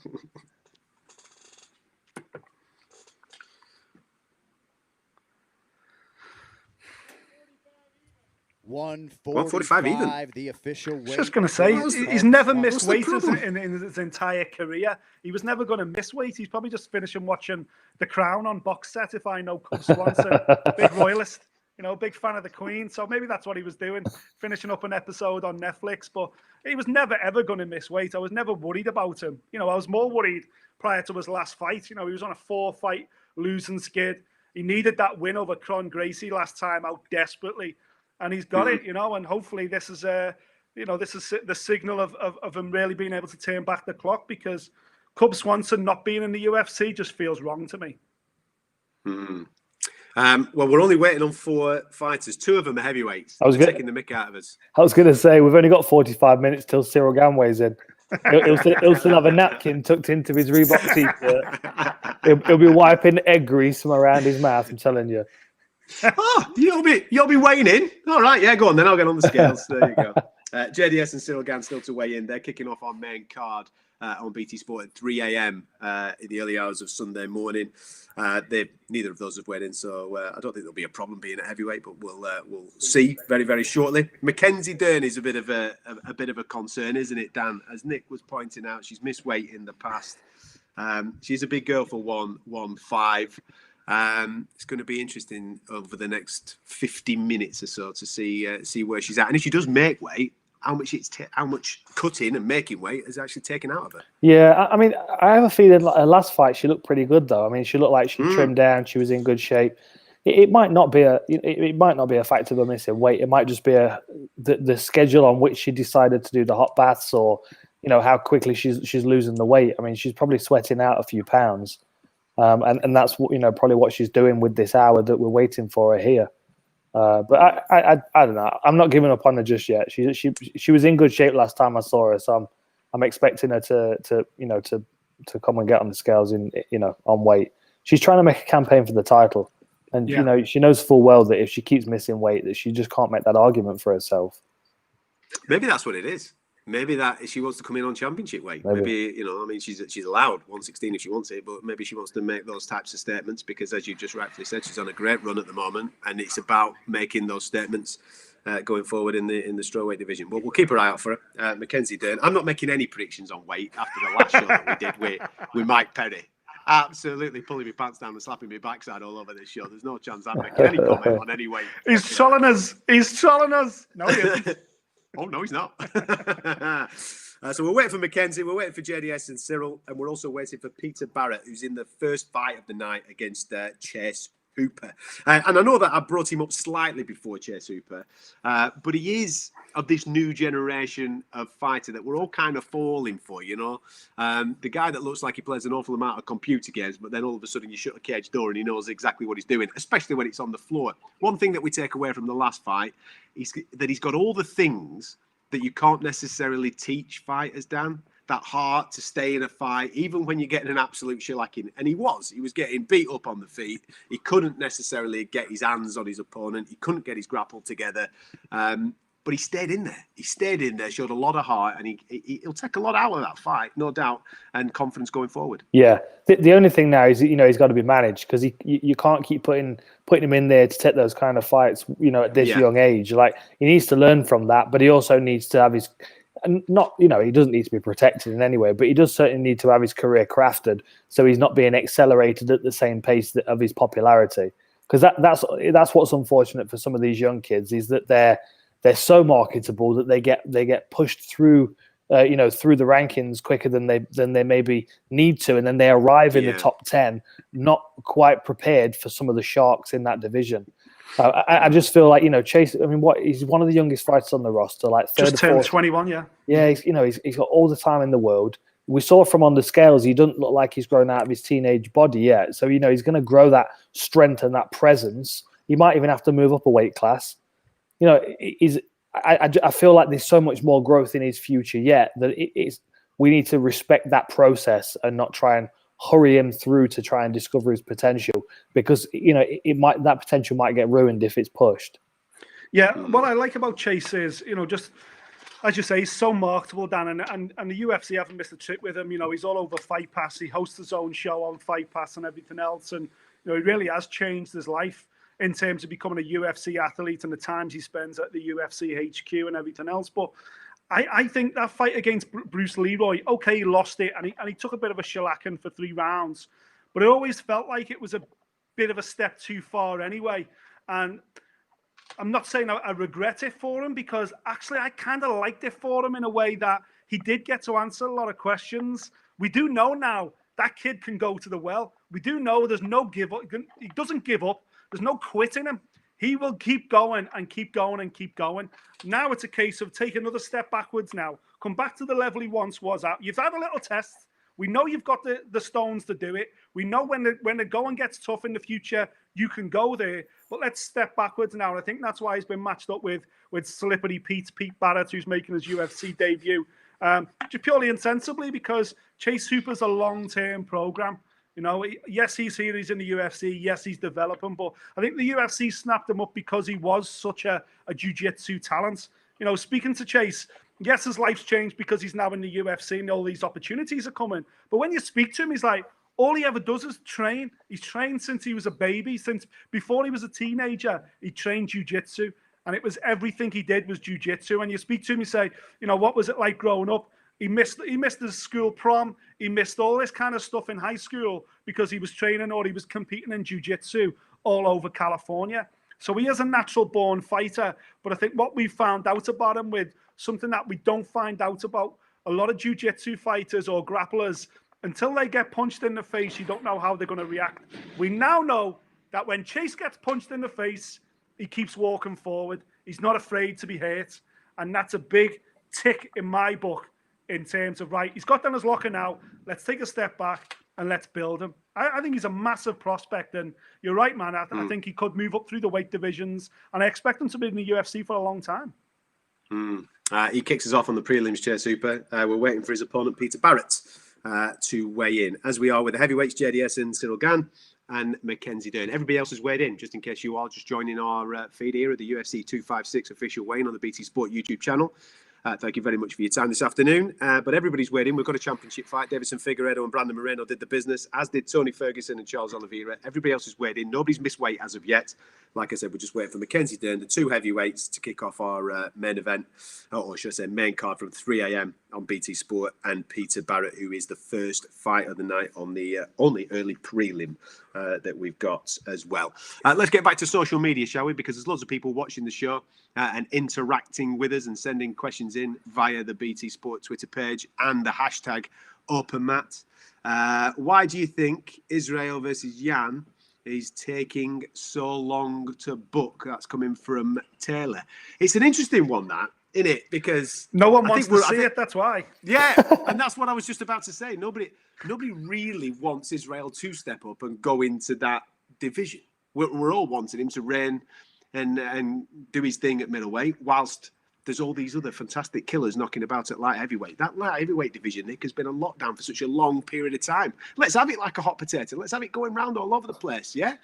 Maybe that's why it's taking so long to book. Listen, if your team Adesanya and your team UFC, they know he's a superstar. You know, he's on the verge of becoming, you know, Conor McGregor's side, the biggest superstar in the UFC. You know, down in New Zealand, Africa, you know, he is a global superstar already, and he's only going to get bigger and more prominent. And if you throw a second world title belt over his other shoulder, guess what? Adesanya is going to become the poster boy of the UFC. So I kind of get it. I kind of get what the UFC are all about, but we don't need to do that now. That can happen. You know, there's two or three negatives that happen there. One, the middleweight division, which is alive and well and is full of contenders, gets put on lockdown while the champion goes and forays up at 205. The 205 weight division, which has just crowned a new champion that has got a leading contender that is nearly 65 years of age in Glover Teixeira, that needs to get a shot at the title before he gets his 2 hips replaced. We've got that. That needs to happen soon. And then the other negative is, if Adesanya gets the fight and he beats Jan Blachowicz, guess who he's going to call out? He's not going to call out Glover, and he's not going to call out anybody else at 205. He's going to call out John Jones, and we've only just chased him up to heavyweight. So for me, it doesn't work anywhere outside of Team Adesanya. Let's just stay where we are. Let's keep pushing it back. Let's get Jan fight Glover. Glover deserves it. Jan deserves a solid defense against another 205er. Israel's got business at middleweight, in my opinion. And let's let John Jones, for goodness sake, move to heavyweight at long last and take a fight as a heavyweight.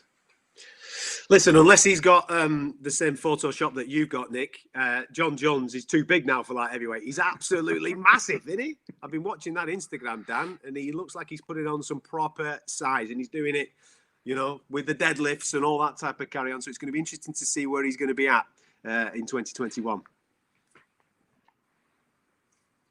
He can't. He can't. He's too big.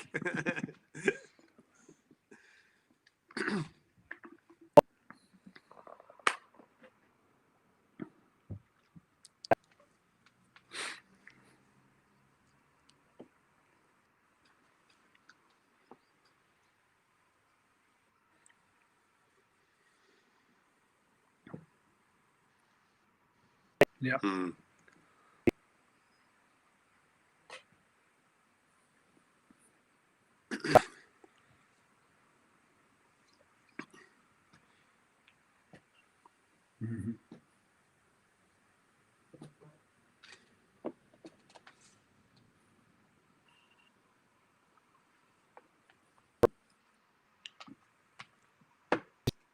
Yeah.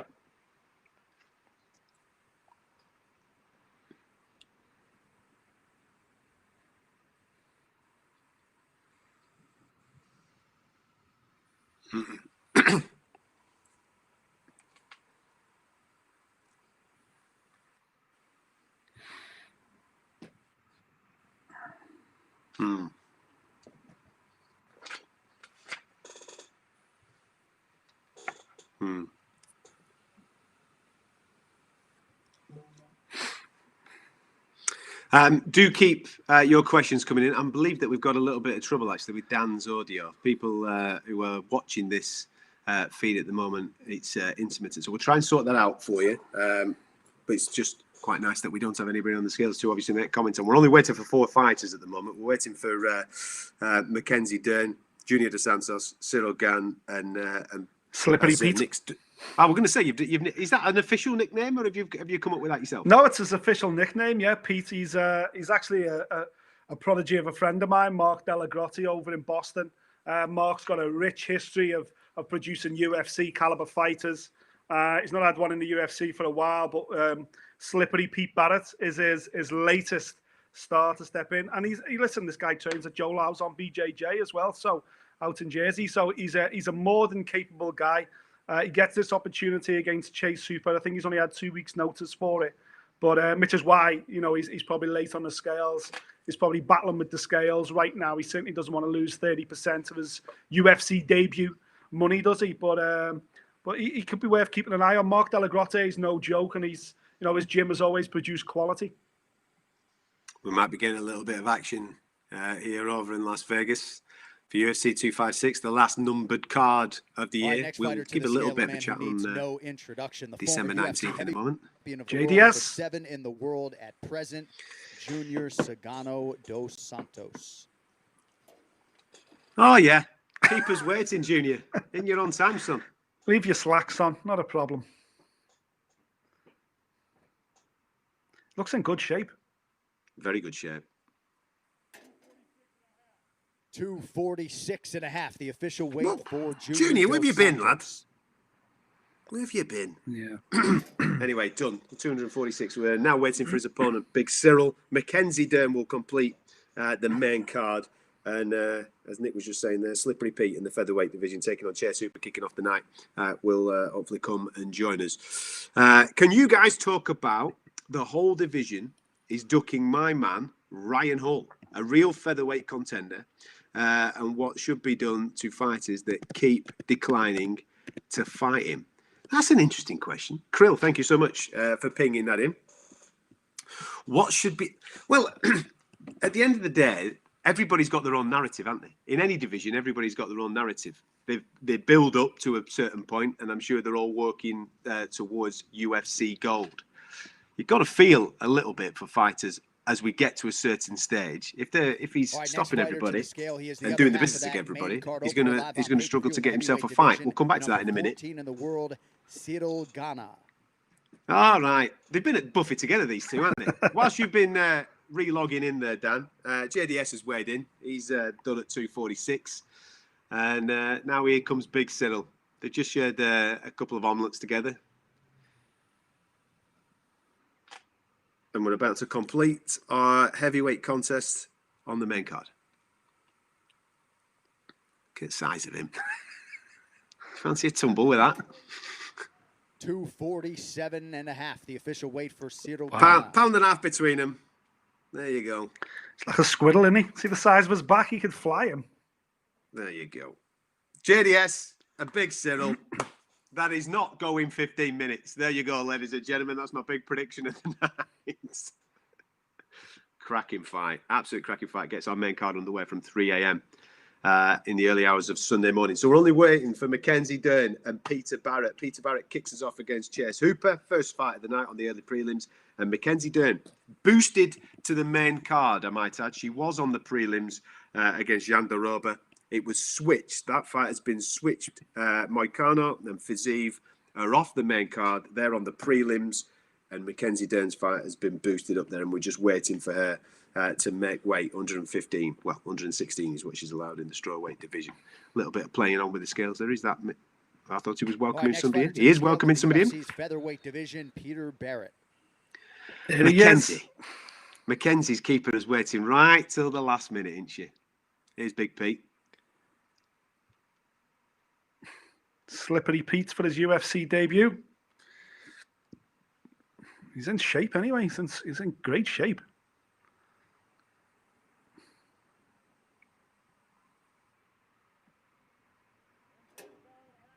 $145.5, the official weight for Slippery Pete, Peter Barrett. There you go, Slippery Pete. Nobody's missed weight as of yet. Nope. Not one of them. They've all absolutely nailed it. So we've currently got 9 fights signed, sealed, delivered, including a title fight for UFC 256. Just waiting for Mackenzie Dern. And the narrative has always really been about Mackenzie Dern, I suppose, with this weighing, because she's had problems in the past. But last time out, as Dan pointed, she was absolutely on the money and looked fantastic in the octagon as well. Fingers crossed. The cut has not been too drastic for her. She makes the weight and we get a cracking fight against Jandiroba, because the fight itself, Dan, is mouth-watering. It really is. 2 high-level Brazilian jiu-jitsu artists going at it, which normally dishes up a kickboxing fight, doesn't it? Oh, have we lost Dan again? We just lost a bit of Dan's audio there. Fingers crossed we can get him sorted. I lost him for a second. I'll throw that your way, Nick. It is exactly... Oh, hang on. Are we going to get a little bit of back and forth in Las Vegas? We might actually get somebody weighing in now. Is he ready for Mackenzie? Ready for us? He's teasing us, man. Teasing us. As a fight, though, it's extremely exciting, this one. Like I said, 2 high-level girls when it comes to Brazilian Jiu-Jitsu. It'd be interesting to see whether they just stand off each other, who goes for the takedown first, who wants to grapple first, because once you do that at that level, the fight 9 times out of 10 is over quite quickly. Yeah, well, it's all about respect, isn't it? It's all about respecting each other's jiu-jitsu. So let's have it on our feet. And I think that's how it's going to play out. Yanda Roba's got a background in Kung Fu before she got into Jits anyway. And then I think Mackenzie Dern, obviously, has been sharpening their tools in California, in Orange County. And she looks great on social media, and she looks improved every time. So definitely going to play out on its feet. What do you think? Is she going to make weight? Yeah, man. Yeah, she's fine. We just lost Dan for a minute, so I apologise to that if you're tuning in for his final thoughts. Hopefully we can get him back in a moment or two. There, I can see his face. Hopefully we can get his audio. But we've got Mackenzie. Yes, we got you, boy. Can you hear me? Boy. Here she goes. Mackenzie Dern, about to weigh in. I went to fetch Mackenzie. Come on, see where she was. Come on. Get from breakfast buffet. Friday night over here. Get moving. Let's go. Oh, you said fish and chips now. I can't get out of my head.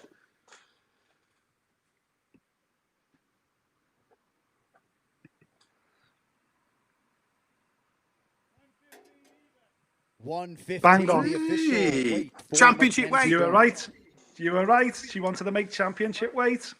It's about time I got one right on these weighing shows, boys. There you go. Mackenzie Dern.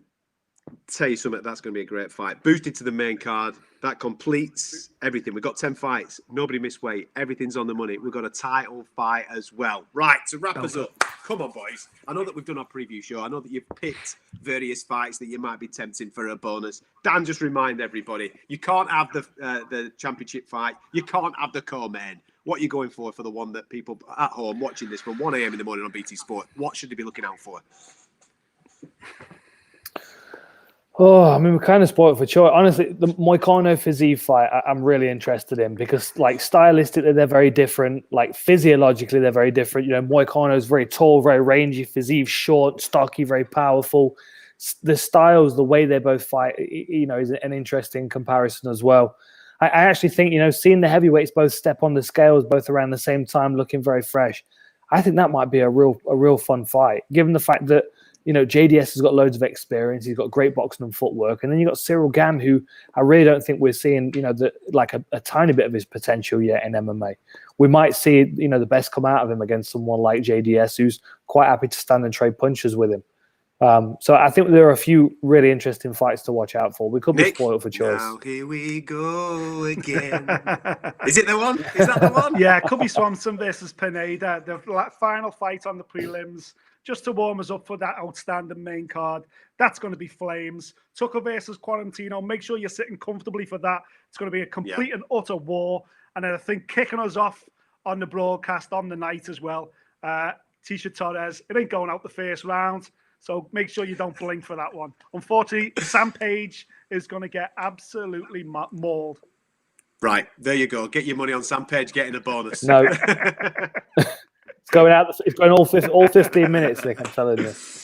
Listen, thank you very much for joining us at the UFC 256 official weigh-in here on BT Sports YouTube channel. The prelims get underway from 1 a.m. Saturday night. The main card gets underway from 3 a.m. Everybody on weight. No fights fell off. We've got a championship fight. It's going to be like watching two wasps fight over a load of honey. It's going to be sensational. And then the co-main, as we mentioned earlier on, sticking two lads in a blender, there's going to be blood everywhere. It's going to come with a parental guidance warning. You're going to have to be maybe watching it through your hands. It's going to be unbelievable. Ferguson versus Oliveira. And it's the start of the official or unofficial lightweight tournament, courtesy of Mr. Nick Peet. Thank you very much for joining us. We'll catch you next time. The